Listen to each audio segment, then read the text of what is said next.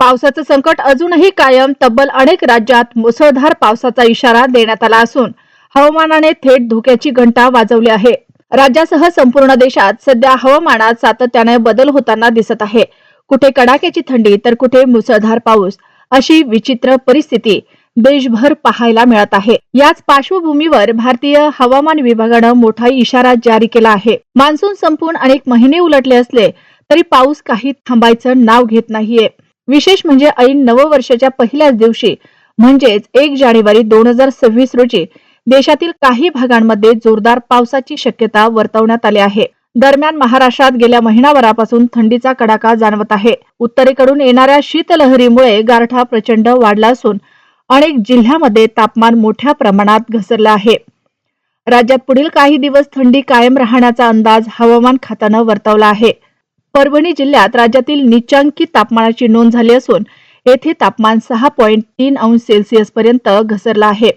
धुळे येथे 6.6 अंश, निफाडमध्ये 6.8 अंश, तर यवतमाळ, अहिल्यानगर, गोंदिया आणि नागपूर सुमारे 9 अंश सेल्सिअस तापमानाची नोंद झाली आहे. पुढील काही दिवस परभणी, निफाड आणि धुळ्यात थंडीचा कडाका कायम राहण्याची शक्यता आहे.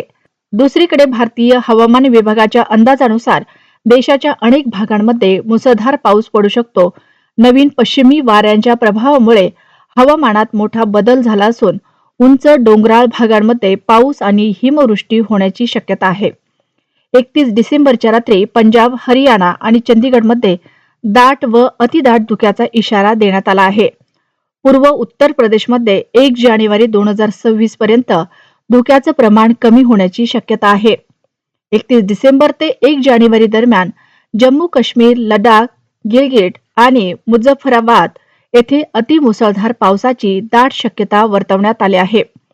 याशिवाय 1 जानेवारी रोजी पंजाब, हरियाणा, चंदीगडमध्ये तर 31 डिसेंबर रोजी राजस्थानमध्ये काही ठिकाणी हलका ते मध्यम पाऊस पडू शकतो. अंदमान आणि निकोबार बेटांमध्येही या कालावधीत पावसाची शक्यता आहे. थोडक्यात काय तर कुठे कडाक्याची थंडी, कुठे मुसळधार पाऊस, तर काही शहरांमध्ये वाढलेलं प्रदूषण, अशा सतत बदलणाऱ्या हवामानामुळे नागरिकांनी विशेष काळजी घेण्याचं आवाहन हवामान विभागाकडून करण्यात आलं आहे.